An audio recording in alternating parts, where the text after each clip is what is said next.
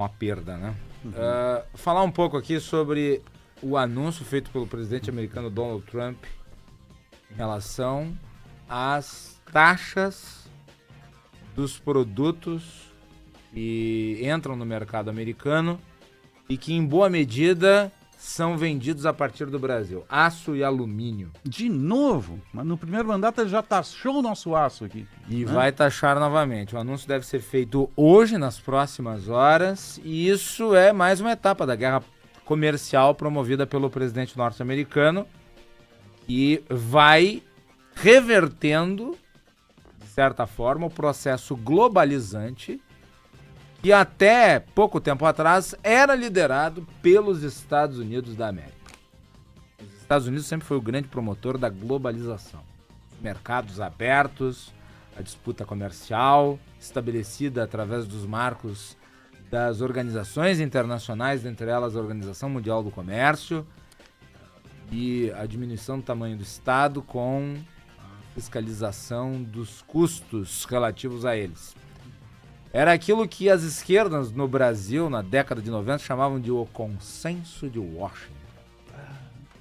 Essa expressão usada pelos movimentos de esquerda, contrários, por exemplo, às políticas que eles consideravam de arroxo. Ele não tem conselheiro, né? Consultor, nada. Ele é ele, né? Porque Donald Trump faz uma política presidencial. qualquer conselheiro decente ia dizer para ele não faz isso, né? Mas ele tem uma visão protecionista, que vai na linha contrária, aliás, da história do Partido Republicano. O Partido Republicano foi o partido que propôs, por exemplo, Mas ele não governa com o Partido a Republicano. criação da né? ALCA.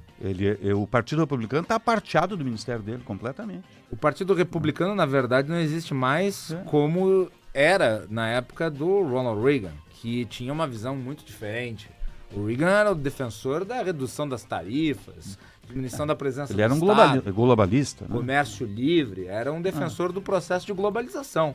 O processo de globalização veio na contramão, aliás, da ideia de centralismo econômico representado, em boa medida, pela União Soviética. Então, a globalização é herança, né, do pós-guerra e da Guerra Fria.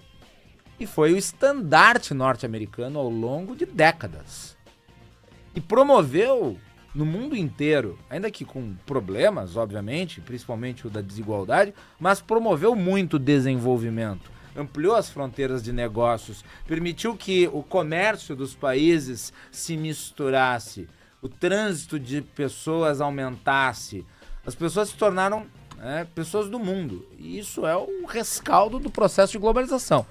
A partir do momento em que você passa a ter uma lógica de fechamento da economia, de restrição ao comércio global, você, obviamente, não apenas isola a economia americana do resto do mundo, mas, como efeito colateral, também desequilibra a cadeia global de negócios.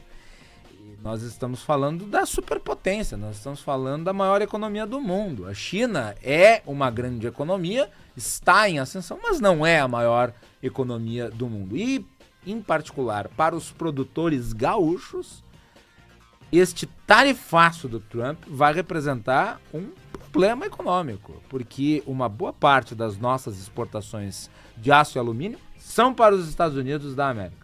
Ao contrário, por exemplo, da China, que recebe as commodities, os produtos do agronegócio. O comércio com os Estados Unidos é muito relativo à produção industrial. E dentre esta produção industrial está metal, ferro e alumínio. Para os americanos isso também não é bom negócio. E por que não é bom negócio? Porque como eles recebem muito, como eles compram muito, como você vai tarifar, o preço vai ter embutido nele o custo da tarifa. Então não é apenas uma proteção suposta à economia norte-americana na medida em que, e vale o mesmo, e é por isso que a época do consenso de Washington se defendia que a globalização diminuísse o número de tarifas no mundo, é exatamente uma política visando o benefício dos consumidores, em detrimento da proteção das indústrias nacionais. Nos Estados Unidos, como o objetivo do Trump é ser protecionista, ou seja, proteger a indústria nacional norte-americana, ele está, com as tarifas, aumentando o custo do consumidor norte-americano. Tarifa alta é ruim para quem produz onde se vende e também é ruim para o consumidor final que compra lá na ponta. Ninguém ganha. Ninguém ganha. E o ambiente ficou horroroso, né, também. Agora tá olhando que 25% é muito, né, tia? Olha, é um talagaço. É uma patada, né? É uma uma patada. Puxa vida, eu tava pensando assim, ele não vai olhar para nós, vamos ficar lá do lado dele, abrir com a China, com o Panamá, com não sei mais quem, Canadá. Não, ele tinha que olhar para cá, né? E detalhe, coisa maluca isso. Só para distinguir, porque você havia mencionado corretamente que no governo anterior ele havia taxado, sim, aço, alumínio e metal. Mas logo após o anúncio da tarifa, ele também anunciou exceções. E o Brasil ficou entre as exceções. Eu não sei se há espaço para isso agora. Até porque as relações do governo americano e do governo brasileiro são bastante distanciadas. Veremos. E o que se aguarda, porque o Trump é um provocador nato, o que se aguarda é parcimônia do governo brasileiro na reação. Diplomática, né? Não requer, né? Como diria o Boechat, não dá para dar palanque para otário. Então, olha, saudoso Boechat. 9h17, tem um chamado do Christian Petalazzi, está acompanhando a abertura da